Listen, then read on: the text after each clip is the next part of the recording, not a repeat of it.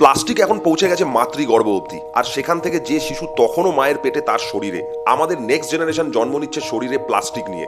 আমাদের শরীর এখন ধীরে ধীরে ভরে যাচ্ছে প্লাস্টিকে। আমরা এখন রোজ খাবারের সাথে, জলের সাথে, এমনকি নিঃশ্বাসের সাথেও প্লাস্টিক শরীরে ঢোকাচ্ছি। প্রতিদিন অ্যাভারেজে একটা ক্রেডিট কার্ড খাওয়ার মতো। বালির থেকেও ছোট প্লাস্টিকের কণা মানে মাইক্রোপ্লাস্টিক এখন মানুষের হার্ট, লাংস, কিডনি, ব্রেন, এমনকি পৌঁছে গেছে মাতৃগর্ভে।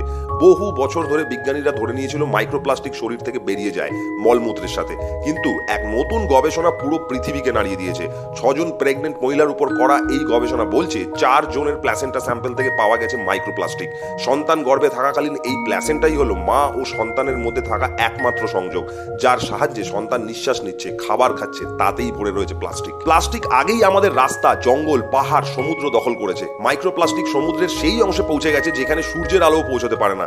লাখ লাখ সামুদ্রিক প্রাণী রোজ মারা যাচ্ছে প্লাস্টিক খেয়ে। পশু পাখিরা তাদের অজান্তেই ঢলে পড়ছে মৃত্যুর কোলে। জলের বোতল, চাল আটার প্যাকেট, ফুড কন্টেনার, চামচ, স্ট্র, সিগারেট বাট, চিপসের প্যাকেট, বিস্কিটের প্যাকেট, সব কিছুতে প্লাস্টিক। সারা বছরে শুধু ইন্ডিয়াতেই 90 লাখ টনের বেশি প্লাস্টিক ওয়েস্ট জেনারেট হয়।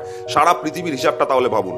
যে পৃথিবীকে আমরা মাদার আর্থ বলি, সেই মায়ের গর্ভ আমরা প্লাস্টিক দিয়ে ভরিয়ে দিয়েছি। আর এখন রক্ত মাংসের মায়ের গর্ভতেও প্লাস্টিক। আমাদের পরের জেনারেশনকে আমরা নিজেরাই এক ভয়াবহ ভবিষ্যতের দিকে ঠেলে দিচ্ছি। তাই বলবো, আজই সিঙ্গেল ইউজ প্লাস্টিক ব্যবহার করা বন্ধ করুন। আমাদের পৃথিবীকে এখন আমরাই শুধু বাঁচাতে পারি এক ভয়াবহ শয়তান প্লাস্টিকের হাত থেকে।